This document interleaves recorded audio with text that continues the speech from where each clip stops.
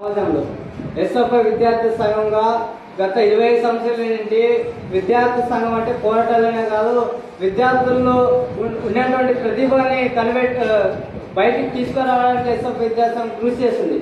ఎందుకంటే ఈరోజు 10వ తరగతి విద్యార్థులు పరీక్ష రాయడానికి చాలా మంది ఈరోజు రాష్ట్రంలో దేశంలో పరీక్ష రేపటి ఈరోజు ఆత్మహత్యలు చేసుకుంటున్న పరిస్థితి, లేదా పరీక్ష రిజల్ట్స్ వచ్చిన తర్వాత నాకు 1 మార్క్ తక్కువ వచ్చిందని చెప్పేసి లేదా 2 మార్కులు తక్కువ వచ్చాయని చెప్పేసి ఈరోజు ఆత్మహత్యలు చేసుకుంటున్న పరిస్థితి.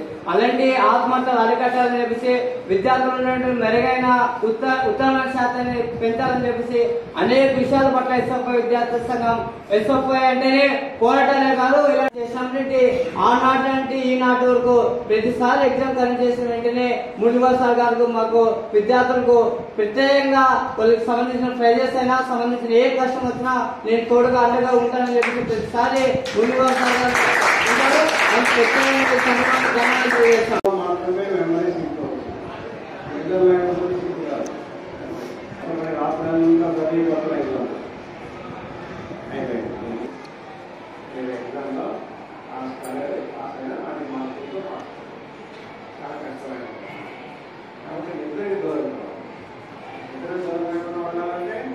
గ్రంథాలము branch library.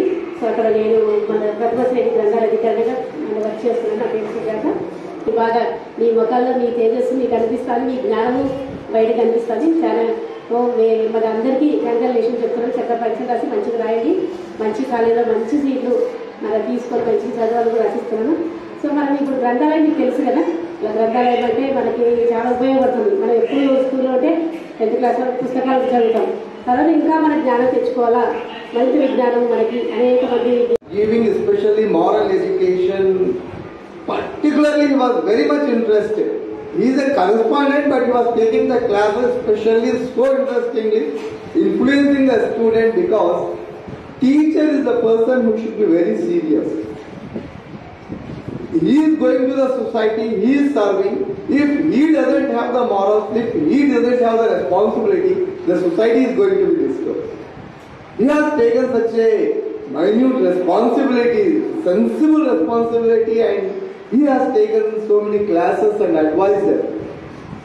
When the institute the demand was decreased and he wanted teacher, we are ready to teach them. If they want certificate, we don't want to sell them. They rather close the institute, but they have not given free certificate to others. That is the moral responsibility, and we acknowledge school teachers అన్నీ ఈ వయసులోనే చాలా కష్టపడుతున్నాను. ఆ పిల్లలందరూ అంతే, నా స్టూడెంట్లు ఎవరు. కానీ ఇంట్లో మనకు ఆలోచన రాదు. అంత ఆలోచనతో మన పిల్లవాడికి ఏదో ఒకటి సహాయం చేయాలా, నేను చదువు దేశంతో కష్టపడి అది ఆ సమస్య కాదు. ఒక నెల రోజులు ఉంటుంది. ఇప్పుడు ఒక ఎప్పటి చేశాను.